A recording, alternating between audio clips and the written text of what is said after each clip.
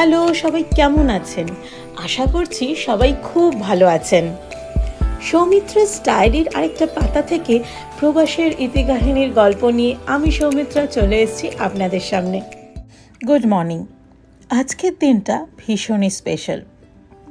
ঠিক 1 বছর আগে আমি একটা নতুন নাম পেয়েছিলাম। কোল আলো করে আদি এসছিল, আর আজকে তার 1 বছর পূর্ণ হলো। আদি ইন্ডিয়াতে হয়েছিল, কিন্তু ইন্ডিয়া থেকে 3 মাস বয়সে ওকে নিয়ে ইউএস চলে আসি। তাই ওর জন্মদিন কিংবা অন্নপ্রাশন অনেক কিছু স্বপ্ন ছিল করার, যদি ইন্ডিয়া থাকতাম বা এখানে যদি আদি হতো, বা ইন্ডিয়া গিয়ে অনেক কিছু করতে পারতাম, বাট সেই সুযোগ হয়নি। তাই যা কিছু করার এখানেই করতে হয়েছে। তাই ছোটোখাটো যেটুকুনি ইচ্ছে ছিল, যতটা সম্ভব পারা যায় এখানেই সেটা চেষ্টা করেছি ফুলফিল করার। অন্নপ্রাশনের সময় আদির সাথে ছিল তার দাদু দিদান, আর জন্মদিনে তার সাথে রয়েছে তার ঠাকুমা দাদু। আদির প্রথম জন্মদিন বলে কথা, তাই ওর জন্য স্পেশাল কিছু রান্না করব না, এটা কি করে হয়। তাই সকাল থেকে উঠেই সুমন আর আমি কোমর বেঁধে লেগে পড়েছিলাম রান্নার কাজে। ভেটকি মাছের পাতুরির জন্য সুমন এখন ভেটকি মাছ ছাড়াচ্ছে। এখানে তো সত্যি কথা বলতে মাছ কাটতে চাইলে বা ইন্ডিয়াতে যেভাবে বলে দিলে করে ফেলে, কেটে দেয়, এখানে অনেকটা সেরকমভাবে করে না। তাই যেরকম আমরা চাইছি সেই জিনিসটা ঘরেতেই আমরা করে নিই। নর্মালি আদির লাঞ্চের টাইম 2টোর সময়, তাই হাতে যা টাইম ছিল তার মধ্যে আমার সব কিছু রান্না রেডি করে ফেলতে হবে। আর বিকেলে আমাদের আটলান্টার বন্ধুরা আসছে তার সাথে দেখা করতে। এটা একটা উইকডেজের মধ্যে পড়েছে, তাই জন্য সুমন ছুটি তো নিয়েই ছিল, ছেলের জন্মদিন বলে কথা। তাই খুব একটা বেশি লোকজন এবারে জন্মদিনের দিন ডাকিনি, তবে হ্যাঁ পার্টি তো হবেই, তবে সেটা অন্য দিন। আমরা যখন প্রথম ইউএস আসি, প্রথমে জর্জিয়াতে ছিলাম, তো সেখানে আমাদের বিশেষ বন্ধুত্ব হয়েই ছিল। তো তাদেরকে ডেকেছিলাম, তো অন্নপ্রাশনে তারা আসতে পারেনি, বাট জন্মদিনটা তারা আর মিস করেনি।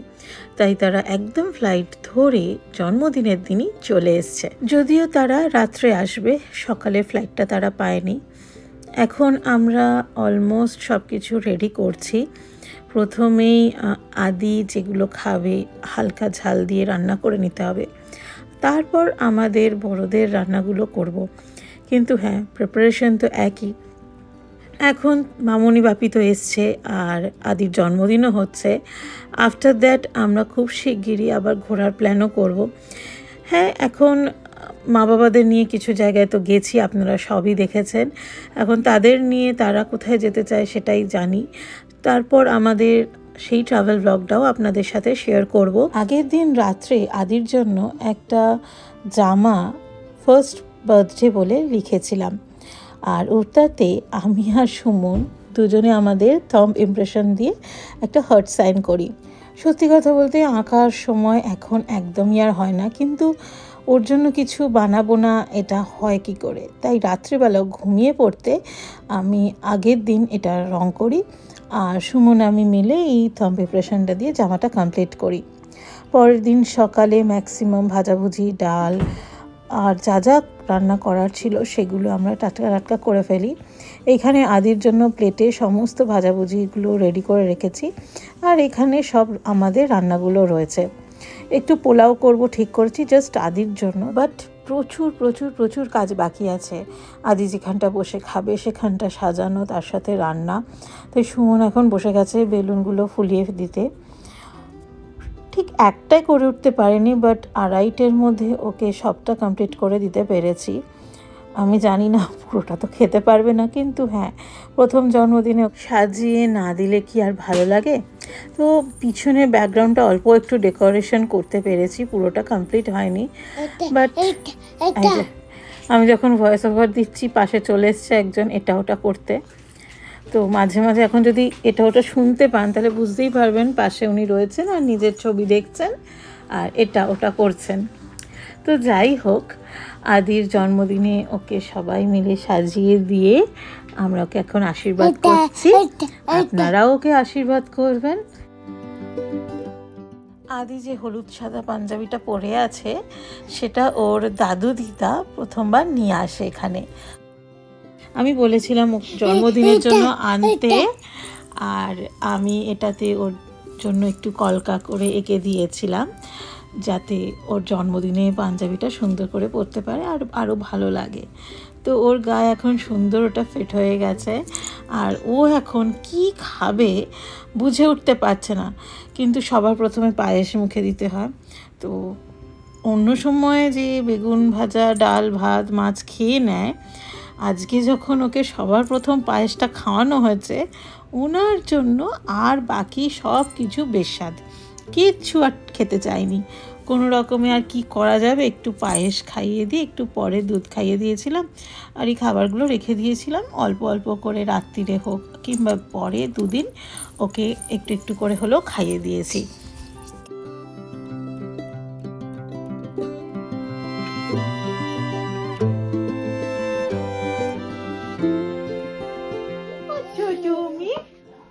তুমি কি করছো এখানে?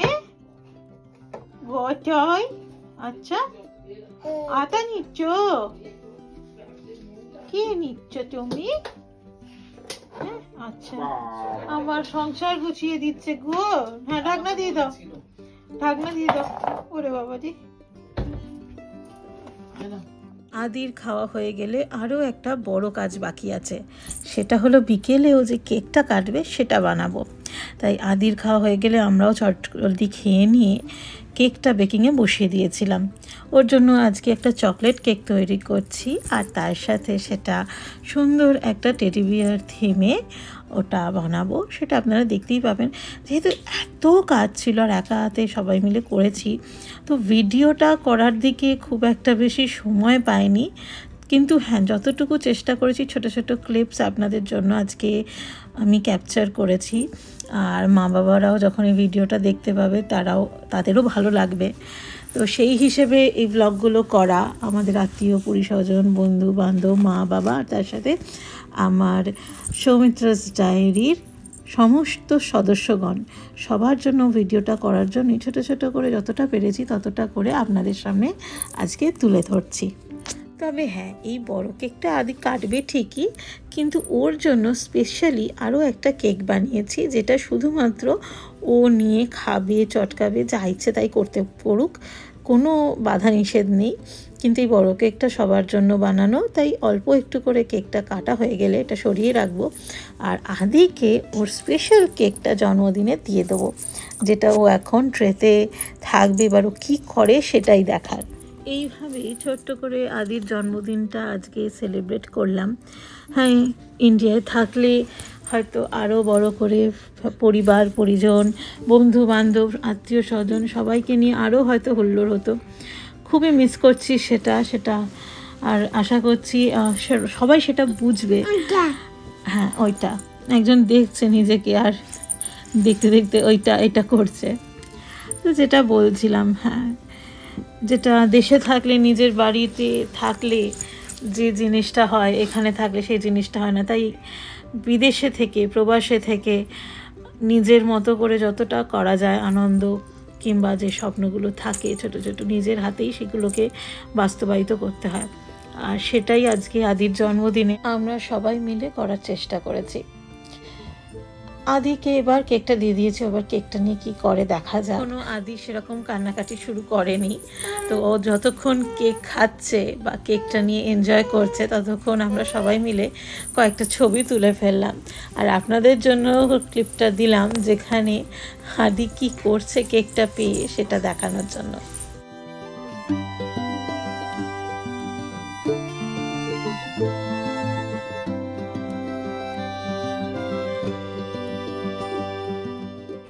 না না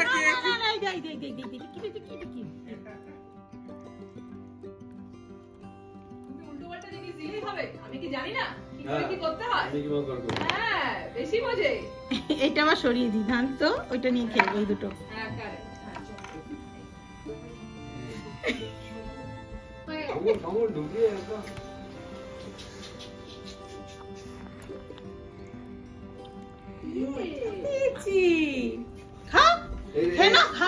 হামি করো, আমি করো।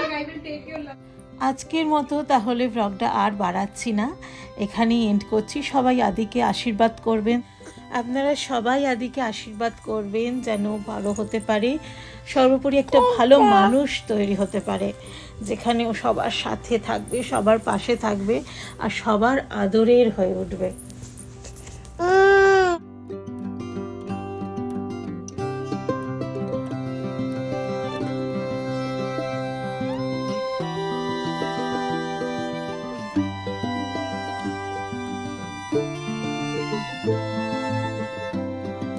চলুন আজকের জন্য ব্লগটা এখানেই শেষ করছি।